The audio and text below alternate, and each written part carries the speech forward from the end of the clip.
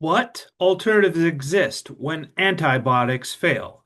That's what I want to cover today on Antibiotic Alternatives, Science Spotlight number 13. I'm Dr. Mark Williamson for Transcend. Let's get started.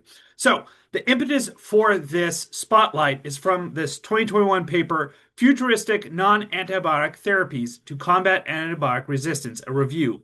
It's Kumar et al., and it brings up the problem of antimicrobial resistance, or AMR. It's a growing health issue. We have a lot of antibiotic use, which was great until it stopped working.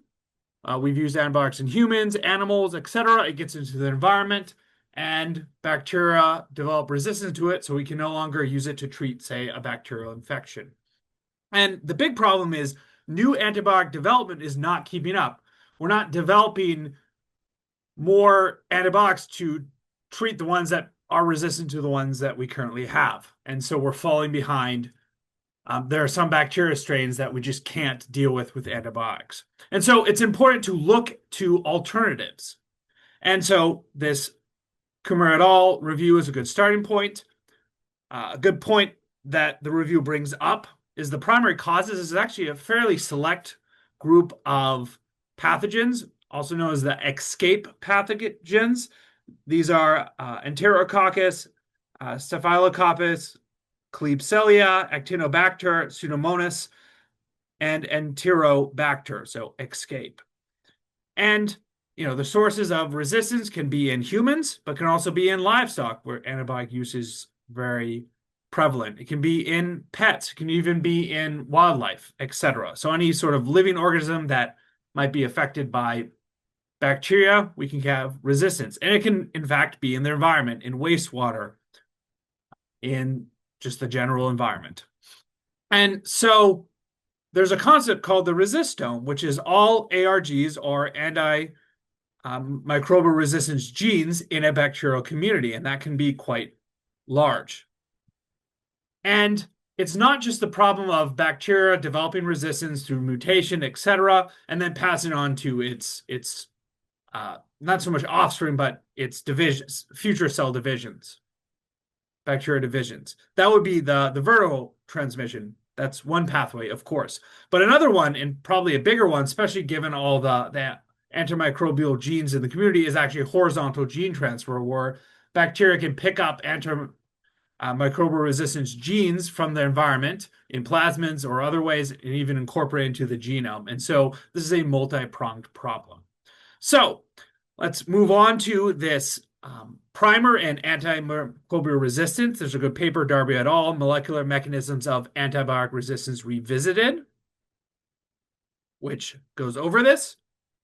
But yeah, antimicrobial resistance is a big problem. It's detected for all current antibiotics. So it's not a single class of antibiotics that doesn't have at least one instance where microbes, bacteria, that is, have developed resistance to it. And there are few novel antibiotics in the pipeline. Now, some of this is changing. There are some promising pushes forward in this area, but it's not a silver bullet. So the big thing to deal with, as I've mentioned before, is there's multiple forms of resistance. The intrinsic, that's the passed on through vertical transmission, but then also the acquired resistance through horizontal gene transmission.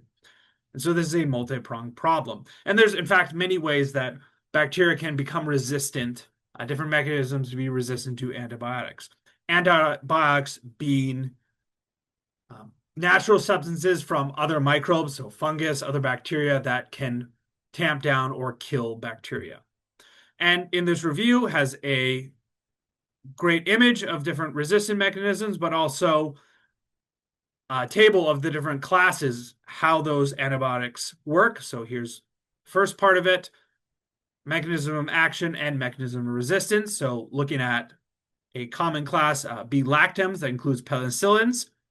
The mechanism of action targets peptidoglycan cross-linking, and the resistance is production of B-lactamases, which I believe then break down B-lactamins, so it no longer works. You can see there's other ones as well. Just another example, rifamycins. They inhibit transcription by binding to RNA polymerase. And the The resistance is mutation to the drug target to escape that. And in this review, great image here showing all the various ways that resistance can happen on a mechanical level.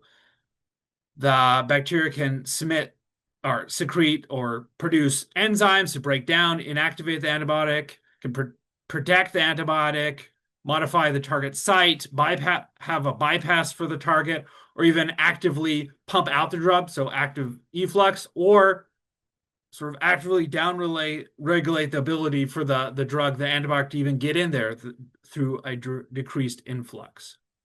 So there's a lot of ways for resistance to develop. And in this other review, beyond antibiotics, there is a reproduction of the World Health Organization bacterial priority pathogens. We see that there's critical groups that are really resistant to a lot of things. There's the high group and the medium group. So a spectrum of seriousness when it comes to bacteria and antibiotic resistance. So what strategies are there? What alternatives to antibiotics are there? Well, turning back to Kumar et al., they have a picture here of a variety of different options. And taking that and some of the other reviews, I kind of tried to conceptualize them as sort of broad strategies. There's immune boosting, microbiome boosting, antibiotic reversion, alternative attack, and antibiotic amplifiers. Again, some other reviews here with their own little graphical abstracts. There's the Beyond Antibiotics by Yarhamadi et al. There's the Overview of Antimicrobial Resistance Mechanisms by Devi et al. We can see there's overlap, but then there's also new ones that the other reviews didn't have, like the Beyond Antibiotics talks about traditional herbal medicines and antimicrobial peptides, while the overview has even things like hemofiltration and quorum sensing inhibitors. So those strategies, outside of developing a new antibiotic, strategies to deal with antibiotic resistant bacteria are antibiotic reversion, antibiotic amplifier, alternative attack, immune booster, and microbiome booster. And kind of pulling through the literature, those reviews, I was able to parse out sort of specific strategies in each category, and we can go over them now. So the first in the strategies is antibiotic reversion. That is reverting the bacteria to a susceptibility to antibiotics. So taking out antibiotic resistance genes or something like that. So the most sort of cutting edge one, and I think has the most work, is the CRISPR-Cas systems, but there's also other genetic engineering that can be done. So with the CRISPR-Cas systems, there's a paper by Javad et al.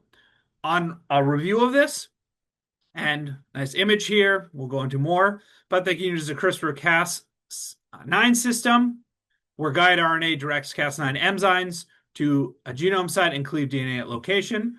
You can customize that DNA, and so you can target antimicrobial resistant genes, plasmids, or even virulence factors in bacteria to make them susceptible to antibiotics again, or reduce their danger. In fact, you can also target important vital genomic systems to outright kill them, so they can form a double duty. Other genetic engineering does the same sort of thing to be able to precisely target and edit or cut out DNA. So there's zinc finger nuclease, talon, and also something called peptide nucleic acid phage therapy. I wasn't able to get too much on that, but we will go over zinc finger and talon as well. So just a refresher on how CRISPR-Cas9 works. CRISPR-Cas9 is actually a bacterial defense system. In bacteria, it's against viruses, so bacteriophage viruses. Cas9 is an enzyme. It uses guide RNA, which are sort of replicates of DNA pieces from the virus, and it can go and cut out DNA viral DNA when it comes back in. And so researchers can actually customize that Cas9, or not the Cas9, but also the CRISPR sequences to specifically cut out things like targeting the bacteria themselves. So in the image here, in the normal setup, like a DNA is infected by a bacteriophage, Cas genes will bind to the invaded DNA and then store them in this CRISPR array. So CRISPR stands for clustered, regularly interspaced short palindromic repeats. And then if they're invaded by a DNA again, can take that, turn to guide RNA, guide the CRISPR-Cas9 to the viral DNA, and then cut that up and inactivate it. And so the same thing could be done for a antimicrobial resistance gene in a plasmid or even in the DNA, the genome of the bacteria itself. And now the zinc finger setup is very similar. It's another way of editing. Zinc fingers are artificial restriction enzymes with a fused zinc finger DNA binding domain plus a DNA cleavage domain. You can really have precise sequence targeting. Same thing with TALEN, which is transcription activator like effector genome editing. It also can cut specific DNA. It consists of a fused TAL effector DNA binding domain to a DNA cleaving domain. All right, so next major strategy would be an antibiotic amplifier. That's where you make your antibiotic more effective. And the only one that really falls strictly in this category, I would say, is nanobiotics, which is the use of nanoparticles in biomedicine. So these nanoparticles, very small, they can get in places better. You can put stuff on their surface to like target, I believe, the bacteria, and they can act as delivery systems for antimicrobial substances. But in addition to that, a lot of these nanoparticles possess antimicrobial properties in their own right, so they can perform double duty. And we can see this in a lot of these strategies that you can mix and match multiple strategies. And so nanoparticles, there's different kinds, but metal ones are particularly useful, like zinc, silver, copper, or even iron oxides can be used as nanoparticles for antibiotic delivery. Now, some of the difficulty or the cons to this is it's hard to have large-scale manufacturing of these nanoparticles and keeping them consistent, and they can also have some toxicity to humans or other organisms that you treat this with. All right, moving on to certainly our biggest group is the alternative attack, ways to tamp down or kill the bacteria in a way that isn't an antibiotic. So there's a lot in here. There's enzymbiotics, phage therapy, AMPs, bacterial sins, plant-derived compounds, toxin, antitoxin systems, and quorum sensing inhibitors. So enzymbiotics, first out, it's pretty straightforward. It's the use of enzymes to lyse bacteria. So the example here sees this enzyme called endolysin. It breaks down the peptoglycan layer in bacteria and lyses the bacteria. So pretty straightforward. Next up is phage therapy. We've already seen these bacteriophages, but you can use bacteriophages to attack and kill bacteria. In fact, that's what bacteriophages do. They specifically target bacteria to invade and kill them. And so we could co-opt this for our own use. Now, one of the nice things is these are very specific. So bacteriophages don't infect human cells, animal cells. They just attack bacteria, and you can actually line up specific species of bacteria with their specific bacteriophage. Now, that does come with some drawbacks. Now, there are concentration requirements, and in fact, this specificity can be hard because then, you can't have a one-shot kill all. You have to tailor it.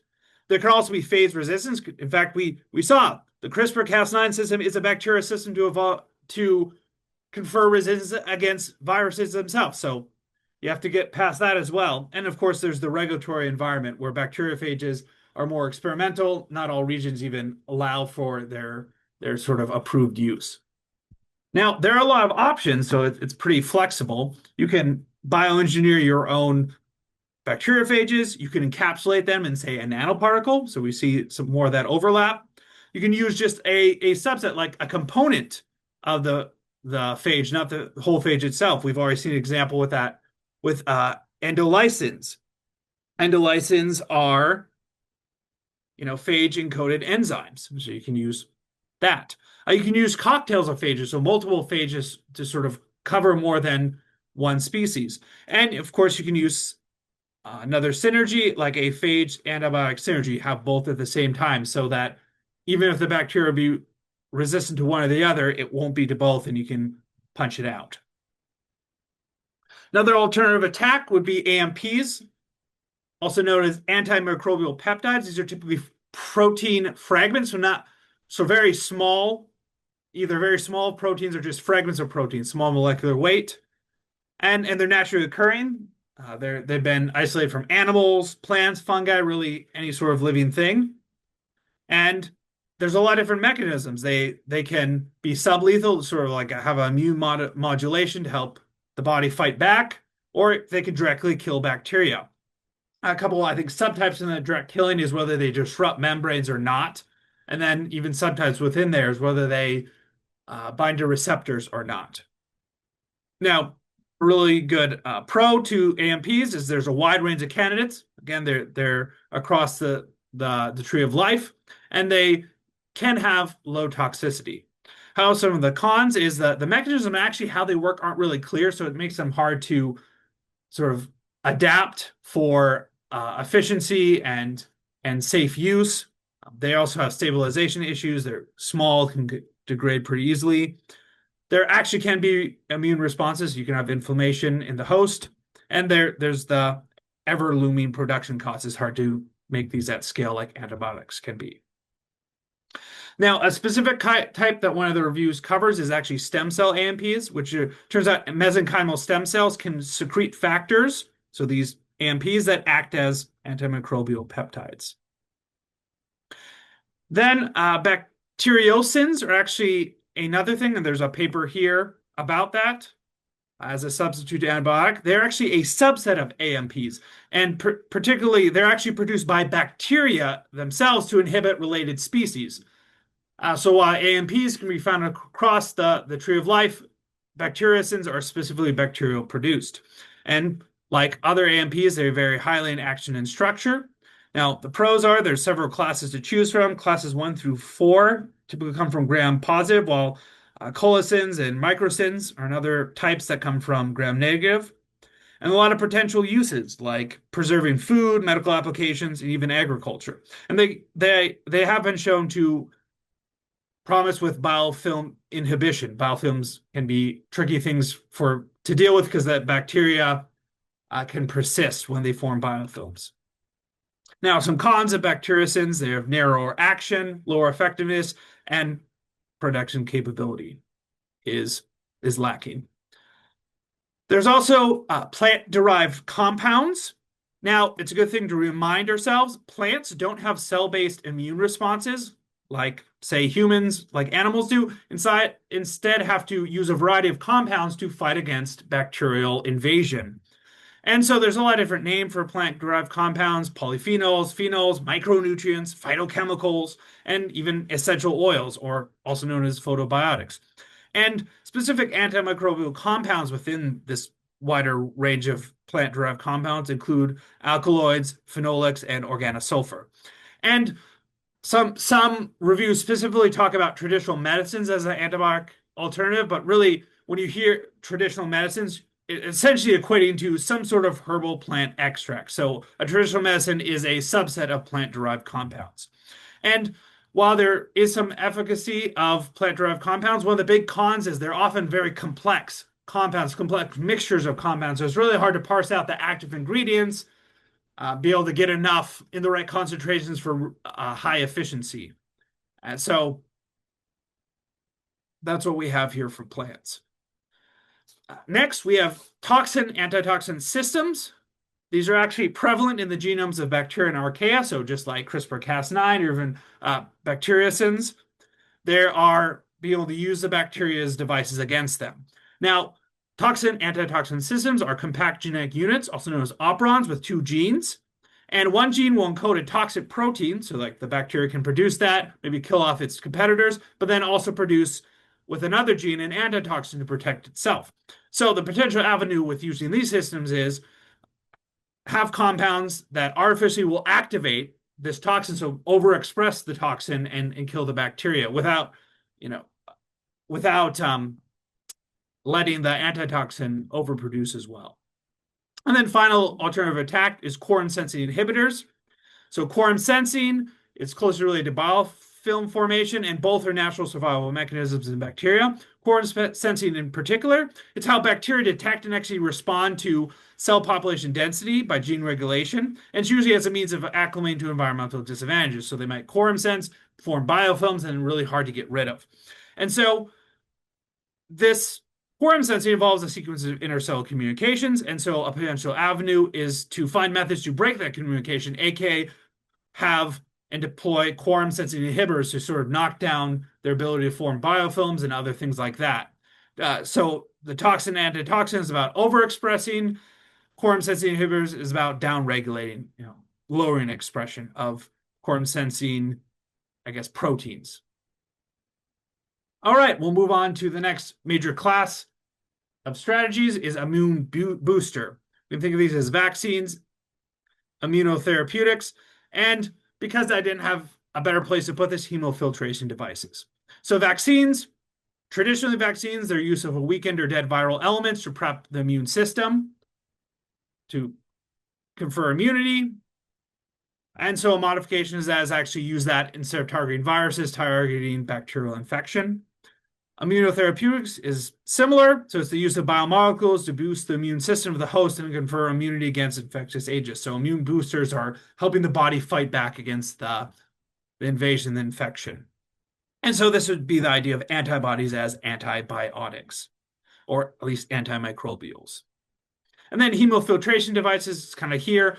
You probably, if you've heard of hemofiltration, maybe it's in the context of dialysis. That's where, typically in kidney failure, the kidney can't filter the blood, so you have to have a machine do it. But you can actually use it for other circumstances, especially like bacterial infections, because severe bacterial infections can lead to organ damage because of an overproduction of cytokines at the infection sites, which leads to a subsequent accumulation of immune cells, a lot of inflammation, a lot of bad things going on. So if you can actually use a hemofiltration, you can reduce the bacterial and cytokine accumulation to allow the body to recover and not get so much damage. All right. Final set of strategies is under microbiome booster. We have FMT, or fecal microbiota transfer, prebiotics, probiotics, and postbiotics. So FMT, fecal microbiota transplantation. It's the transfer of minimally processed fecal matter, a material from healthy donor into a sick individual, into the GI tract, aiming to provide therapeutic benefits. The idea is that the microbiome, when it's healthy, it can kind of defend against invasion, keep pathogenic bacteria from getting a foothold, or even maybe help kick out the infection. And so this is an attempt to restore a healthy microbiome. Well, it sounds like a little icky. I mean, it actually turns out to be fairly effective, and certainly more work needs to be done, but seems to be a way of resetting the microbiome to allow helpful bacteria to reassess dominance. Now, prebiotics closely relate to the microbiome. Prebiotics are any substance that contribute to the growth of beneficial, also known as commensal microorganisms, so your gut good bacteria. So prebiotics are some sort of diet, either a supplement or just the diet itself, vegetables, fiber, things like that to help these good bacteria grow. And the administration of mixed prebiotics and commensal bacteria is recommended. So you don't just give the food, you give the food and good bacteria at the same time. In fact, that's what the next one is, probiotics. Probiotics being another way of saying microbial therapy. Probiotics, those are living microorganisms. We've already been talking about them. If you have them, a lot of them in your gut, you ingest them, a lot of them, it could hopefully have a healthy gut and provide benefits to your health. Both in preventing infection and also of maybe even fighting off infection. And some particular terms in this field is synbiotics, which is the blend of probiotics and prebiotics. So we've already seen that that's recommended. And then there's also symbiotics, which is a blended diverse probiotics. You often don't just put one bacterial species, you do a bunch. In fact, sort of fecal microbiota transplantation is sort of the culmination of that, is where you have the whole microbiome from the gut that comes out the stool to transplant in rather than some select species. And then finally, postbiotics is something I didn't learn about until I researched this. It's kind of fascinating, but it makes sense. Postbiotics are bioactive peptides or proteins, so AMPs, synthesized by probiotics and other beneficial microorganisms. So not only would be having a healthy gut microbiome with probiotics, prebiotics, etc., help sort of prevent, knock out the bacteria, those good bacteria might actually also secrete peptides, secrete, AMPs to defeat those bad bacteria, those pathogenic bacteria. All right, so we've gone through a bunch of different alternatives. I looked at several, I collated from several reviews. There's also some good comparisons in those reviews if you want to look further. Various tables. So looking at this first one here from Emerging Global Trends in Next Generation Alternatives to Classical Antibiotics, etc., from Ruiz Perez et al. Table 3 is really nice. It gives you a feel for the scientific production, so how much is going into each of these fields. Just looking at even just the first column here, total publications, we see that AMPs has by far the most, well, not by far, but has the most, followed by things like nanoparticles and plant-based extracts, whereas something like CRISPR and stem cells aren't as much now. And I think this was back in 2024. The Beyond Antibiotics review has a nice comparison of non-antibiotic therapies, and we've already talked about a lot of these, like bacteriophages have specificity, but they have regulatory hurdles. AMPs have a broad spectrum of efficacy, but they can be costly to synthesize, and they don't have a lot of stability. And you can look at these more as you need to. And then in the alternative to antibiotics review, there's another comparison in more different characteristics of antibiotics compared to 1, 2, 3, 4 sort of alternatives, anywhere from biocompatibility to antibiofilm properties, cost and metabolic stability, and everything in between.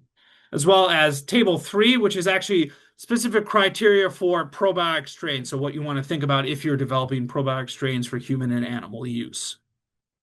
All right, with that, here are the references to the papers that I took from. Certainly dive more into that. They should be found in the description.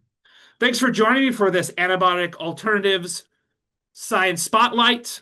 I had a lot of fun researching this. I learned a lot. Hopefully you did too. Please like, subscribe, throw a comment on what you liked the most, what was most interesting to you, and I'd love comments about what topics I should cover next. With that, I'm Mark Williamson. Thank you for joining me. See you next time.